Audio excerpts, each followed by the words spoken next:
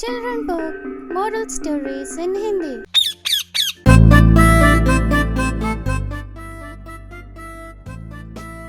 नमस्कार बच्चों, हमारे चैनल पर आपका स्वागत है।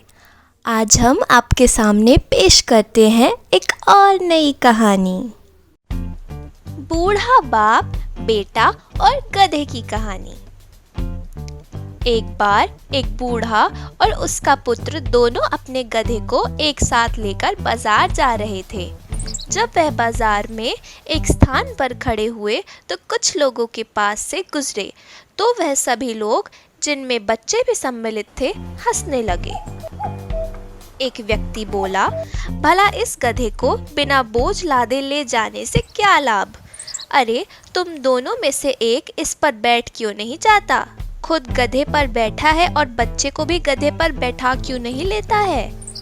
यह सुनकर बूढ़े ने बच्चे को भी अपने पीठ पीछे बैठा लिया और आगे बढ़ गया। बूढ़े ने सोचा, चलो अब तो कम से कम कोई नहीं टोकेगा, मगर उसका यह सोचना गलत था।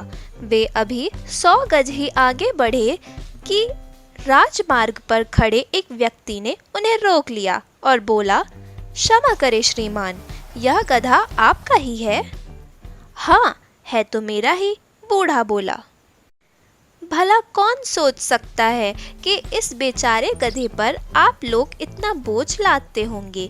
यह कहकर वह व्यक्ति हंसता हुआ आगे बढ़ गया। अब बूढ़ा गुस्से से बड़बड़ाने लगा। समझ में नहीं आता कि करूं तो क्या करूं।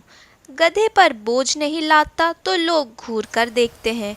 यदि हम में से कोई एक गधे पर बैठकर यात्रा करता है तो बैठने वाले को धुतकारते हैं, और अगर हम बाप बेटे दोनों गधे पर बैठ जाते हैं तो भी लोग हमारा उपहास करते हैं।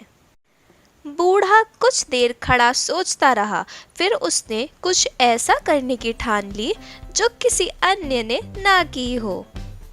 उसने गधे के चारों पैर रस्सी से एक साथ बांध दिए और गधे को उल्टा कर एक बांस के डंडे में लटका लिया। अब बांस का एक छोर बूढ़े ने अपने कंधे पर रखा और दूसरा छोर लड़के के कंधे पर रखा और दोनों बाजार की ओर चल दिए। बाजार पहुंचने के लिए नदी पर बने एक पुल से होकर गुजरना पड़ता था। अचानक गधे के पैरों में बंधी रस्सी टूट गई और वह पुल से नीचे नदी में गिर गया और थोड़ी देर छटपटाने के बाद मर गया। बूढ़े ने नदी में एक बार देखा, गधा मर चुका था। सीख: यदि आप सभी लोगों को प्रसन्न रखने का प्रयत्न करेंगे तो हो सकता है कि किसी को भी प्रसन्न ना रखें। छोटी लाल मुर्गी। एक बार की बात है, एक छोटी सी लाल मुर्गी थी। वह एक सूअर, एक बतख और एक बिल्ली के साथ रहती थी। वे सभी एक छोटे से घर में रहते थे, लेकिन छोटी लाल मुर्गी घर को साफ सुथरा रखना पसंद करती थी। छोटी लाल मुर्गी ने पूरे दिन कड़ी मेहनत की। दूसरों ने कभी मदद नहीं की, हालांकि उन्होंने कहा कि उनका इरादा है, पर वे सभी बहुत आलसी थे। सूअर बाहर कीचड़ में फुसफुसाता है, बतख दिन भर तालाब में तैरता है और बिल्ली धूप में लेटी रहती है। एक दिन वह छोटी लाल मुर्गी को बगीचे में काम करते हुए एक मकई का सिल मिला। तुम में से कौन इस मकई के बीज को बोने में मेरी मदद करेगा? उसने पूछा।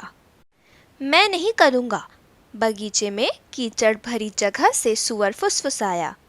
मुझे नहीं पता, तालाब से बतख ने कहा। मैं नहीं करता, बिल्ली ने कहा। तब वह छोटी लाल मुर्गी अच्छी भूमि को देखने गई और अपने पैर के नाखूने से उसे खुजाया और मकई के बीज खुद बोए। गर्मी में मकई के बीज अंकुरित होकर एक छोटे पौधे में बदल जाते हैं। सबसे पहले वह एक लंबी हरी टहनी में विकसित हुआ, फिर धूप में सुनहरा होने तक पक गया। छोटी लाल मुर्गी ने देखा कि मकई फसल के लिए तैयार थी। मक्का काटने में मेरी मदद कौन करेगा? छोटी लाल मुर्गी ने फिर पूछा। मैं नहीं करूँगा। बगीचे से कीचड़ भरी जगह से सुअर फुसफुसाया। मुझे नहीं पता। तालाब से बतख ने कहा। मैं नहीं करता। बिल्ली ने कहा। हालांकि मैं खुद उसे काट लूँगी, छोटी लाल मुर्गी ने उनसे कहा। उसने ध्यान से टहनी को काटा और सभी मकई के दानों को भूसे में से निकाल लिया। मकई को चक्की में कौन ले जाएगा कि वह आटा बन जाए? छोटी लाल मुर्गी ने फिर पूछा। मैं नहीं करूँगा। बगीचे से कीचड़ भरी जगह से सुअर फुसफुसाया। मुझे नहीं पता। तालाब से बतख ने कहा। मैं नहीं करता। बिल्ली ने कहा। हालांकि मैं खुद उसे काट लूँगी। इसलिए वह छोटी लाल मुर्गी ने मकई को चक्के में ले गई और मिलर को इसे पीसने के लिए कहा। कुछ ही समय बाद मिलर ने आटे का एक छोटा बैग घर भेजा। वह छोटी लाल मुर्गी जो सुअर, बतख और बिल्ली के साथ रहती थी, इस आटे को रोटी बनाने में कौन मेरी सहायता करेगा? उस छोटी लाल मुर्गी ने उनसे पूछा। मैं नहीं करूँगा।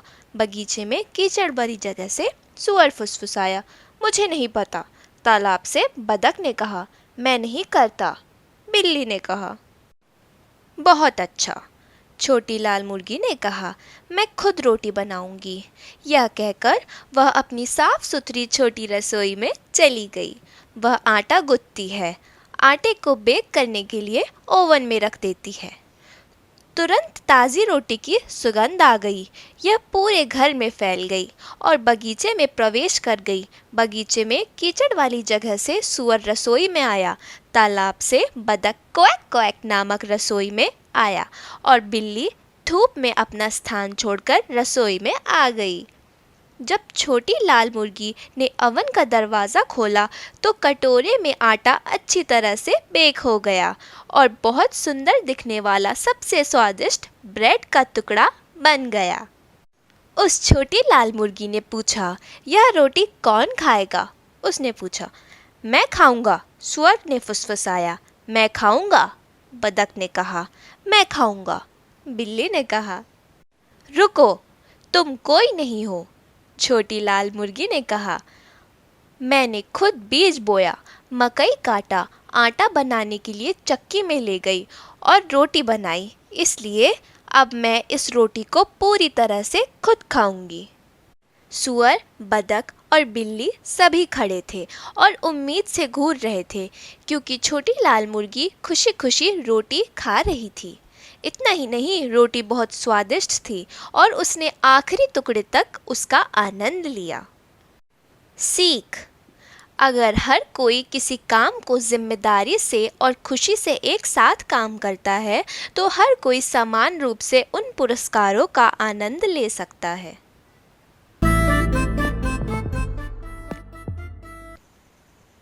एक समर्पित माँ की कहानी।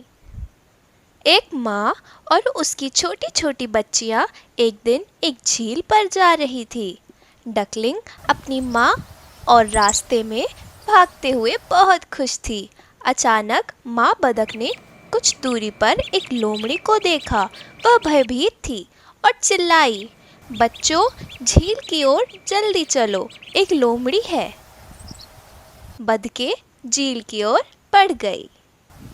माँ चकित होकर बोली कि क्या करना चाहिए। फिर वह एक पंख को जमीन पर घसीटते हुए आगे पीछे चलने लगी। जब लोमड़ी ने उसे देखा तो वह खुश हो गई। उसने खुद से कहा, ऐसा लगता है कि उसे चोट लगी है और उड़ नहीं सकती है।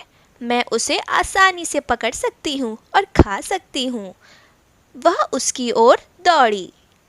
माँ बतख भाग गई, जिससे लोमड़ी झील से दूर चली गई।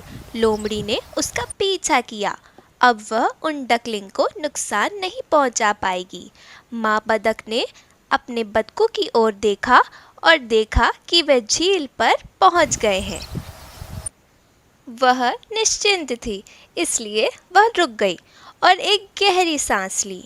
लोमड़ी ने सोचा कि वह थक गई है और वह करीब आ गई, लेकिन माँ ने जल्दी से अपने पंख फैलाए और हवा में उड़ गई। वह झील के बीच में उतरी और उसकी बतखें उसके पास तैर गई। लोमड़ी ने माँ को और उसकी बतखों को देखकर अविश्वास से घूरा। माँ बतख ने बड़ी चतुराई से उसे धोखा दिया।